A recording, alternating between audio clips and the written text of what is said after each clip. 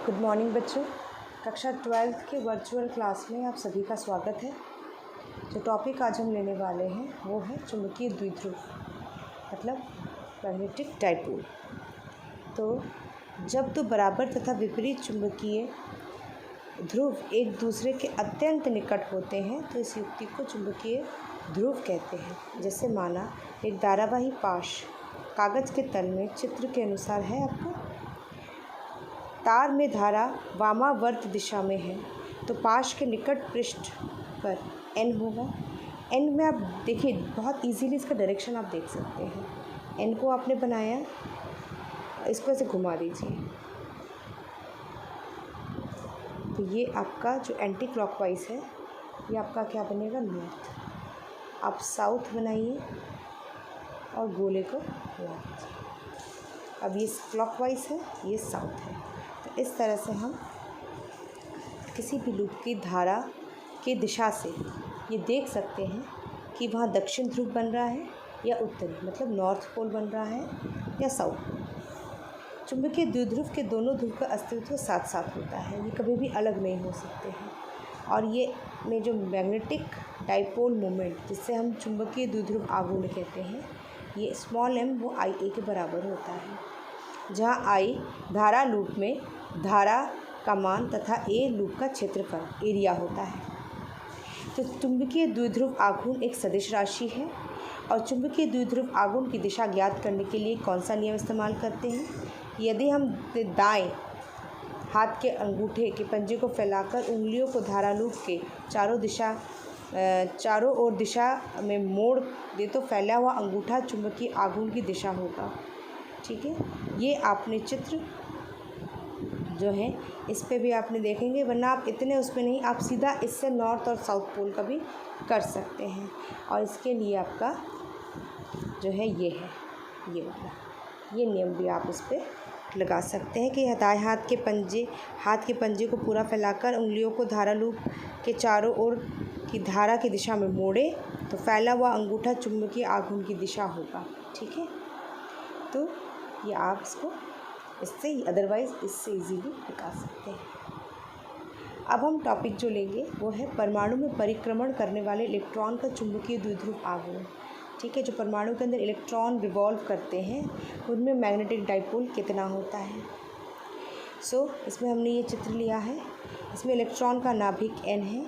r त्रिज्या की व्युत्पत्ति पर एक इलेक्ट्रॉन जो है पथ पर v जो है से वो परिक्रमण कर रहा है। इलेक्ट्रॉन का आवेश E है। एक चक्कर काटने में इलेक्ट्रॉन द्वारा चली गई दूरी कितनी होगी, 2πr, और इलेक्ट्रॉन की चाल हमने मानी v। तो कक्षा के एक चक्कर पूर्ण करने में इलेक्ट्रॉन द्वारा लिया गया समय टाइम कितना होता है, डिस्टेंस अपॉन स्पीड।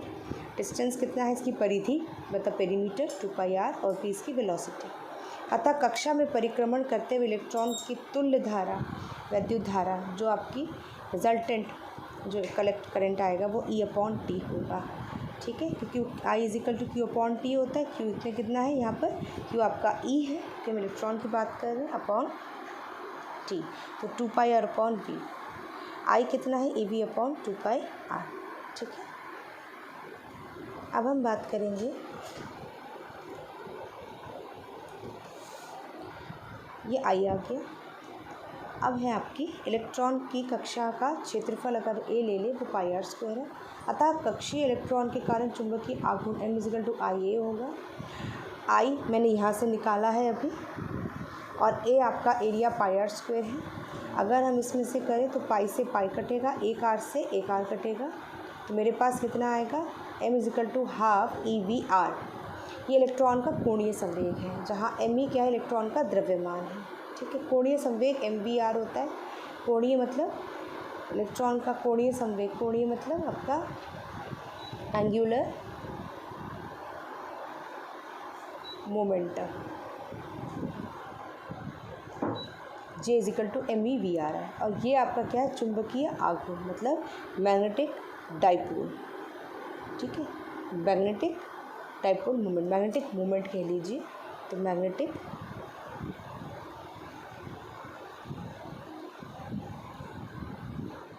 me के इलेक्ट्रॉन का द्रव्यमान। ठीक है, यहाँ से आप Vr की वैल्यू निकाली, वो होगा J/me। तो इसमें अगर हम डालेंगे तो m कितना होगा, E अपॉन जे की वैल्यू डाल दीजिए यहाँ पर, ये m की निकालनी होगी। तो m कितना होगा मेरा, इसमें आप वैल्यू रख रहे हैं, ध्यान से देखिए। हमने इक्वेशन 1 और 2 को यूज़ किया, तो m में हमने किस किस की वी की जगह वैल्यू रखी, ई वी है ना, वी आर की जगह जे अपॉन एम ई डाला, तो ये होगा ई अपॉन 2 जे अपॉन ये इन दोनों की जगह मैंने क्या रख दिया, इन दोनों की जगह मैंने ये वैल्यू रिप्लेस कर दी। तो ये हो जाएगा m is equal to e by 2 j upon m e. तो समीकरण से हमें क्या पता चलता है, ये समीकरण का मान अगर हम सदिश रूप में लिखेंगे तो माइनस लगेगा। ऋण चिन्ह का अर्थ क्या है, ऋण चिन्ह का अर्थ है कि चुंबकीय द्विध्रुव आघूर्ण m की दिशा इलेक्ट्रॉन के कोणीय संवेग j की दिशा के विपरीत होगी।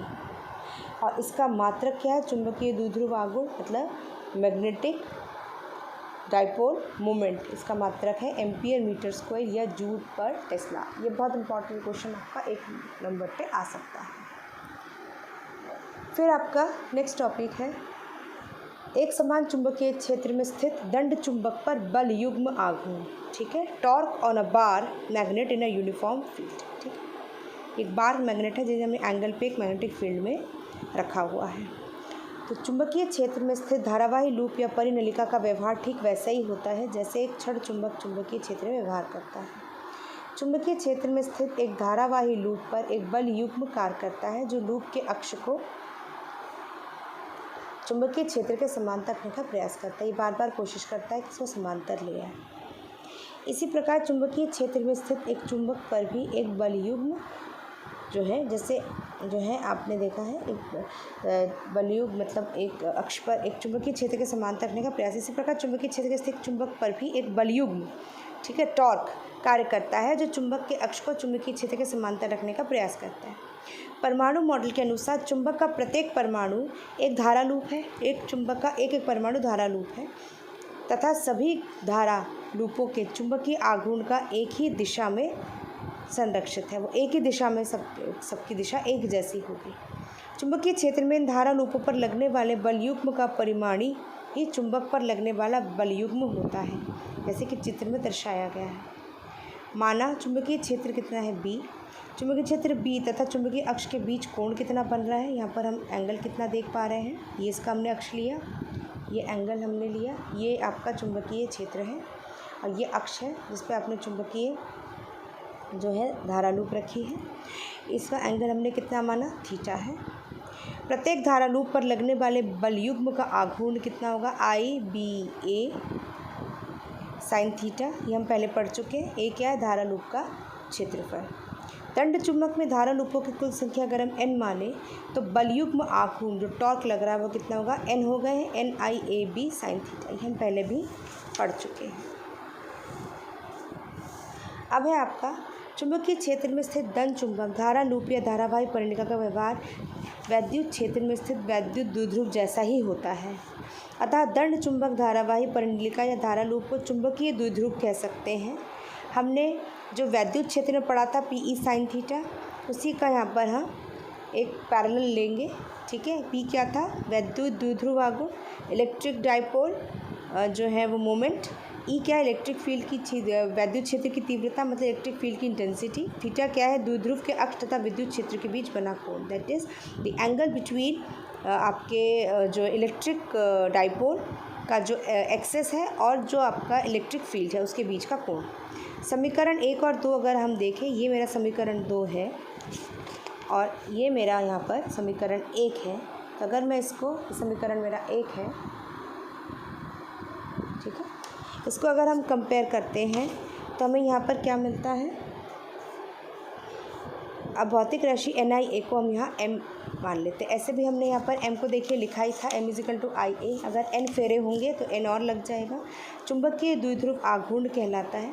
चुंबकीय द्विध्रुव आघूर्ण एक सदिश राशि है जिसकी दिशा चुंबकीय अक्ष के अनुदिश दक्षिण ध्रुव से उत्तरी ध्रुव की ओर होती है, साउथ टू नॉर्थ। तो tau m b sine theta होगा, थीटा 90 होगा तो b जो है 1 टेस्ला के बराबर होगा, तो टाउ होगा m m1 sin थीटा अर्थात टाउ इक्वल टू m। तो किसी चुंबकीय द्विध्रुव का चुंबकीय आघूर्ण वह बल आघूर्ण है जो चुंबकीय द्विध्रुव को एकांक समरूप चुंबकीय क्षेत्र के लंबवत रख सकता है। इसका मात्रक अगर हम निकालना चाहें तो थीटा को 90 लेके इसका मैक्सिमम वैल्यू ले लेंगे। तो टाउ मैक्स कितना होगा mb, m कितना होगा टाउ अपॉन b। टाउ का क्या होता है न्यूटन मीटर, ये हम पहले भी पढ़ चुके, क्लास 11 में भी पढ़ चुके हैं।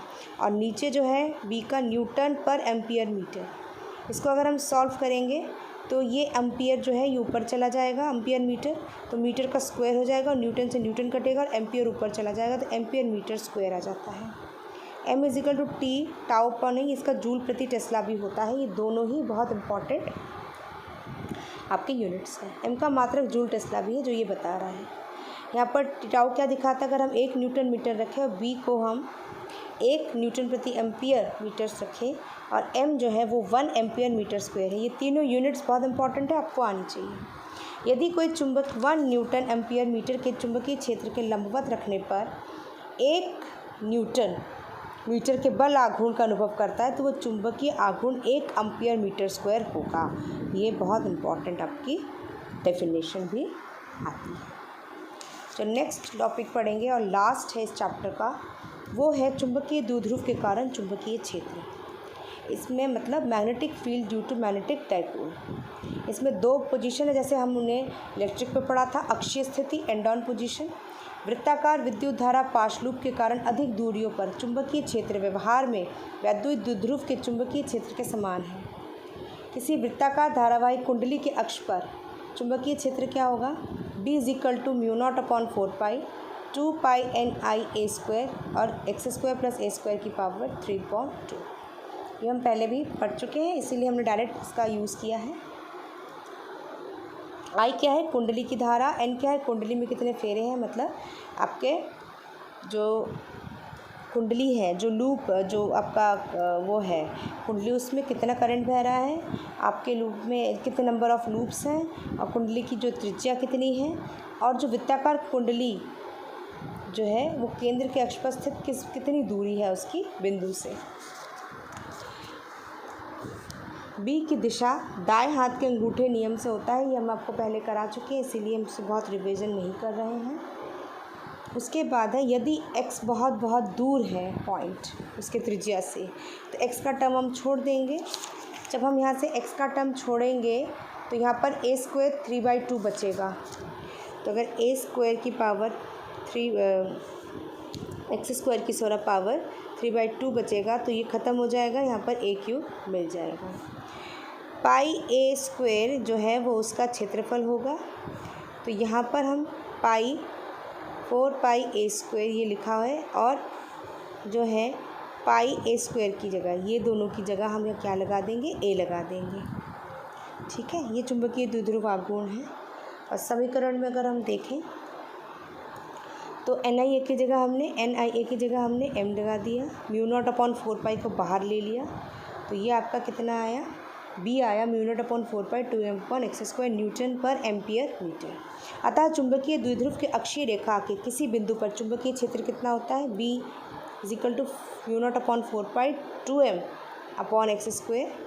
और इस चित्र के अनुसार आप इसकी वैल्यू को देख सकते हैं, ये अक्षीय स्थिति में है। निरीक्ष स्थिति, चुंबक के निरीक्ष स्थिति में जो ये आपका है दर्शाया गया है कि चुंबक द्विध्रुव अथवा छोटा दंड चुंबक के निरीक्षीय रेखा पर चुंबकीय केंद्र के x दूरी पर चुंबकीय क्षेत्र कितना होता है, वही सेम आपकी वैल्यू इसमें भी निकल कर आती है। तो ये बहुत छोटे टॉपिक थे और बहुत रिलेटेड टॉपिक थे। इसी के साथ आपका ये चैप्टर ख़त्म होता है। आपको इस चैप्टर में कोई भी प्रॉब्लम है तो आप मुझे ग्रुप में या कॉल करके पूछ सकते हैं। प्लीज़ वीडियो को ध्यान से देखें और इससे संबंधित अपने असाइनमेंट पूरे करें। धन्यवाद।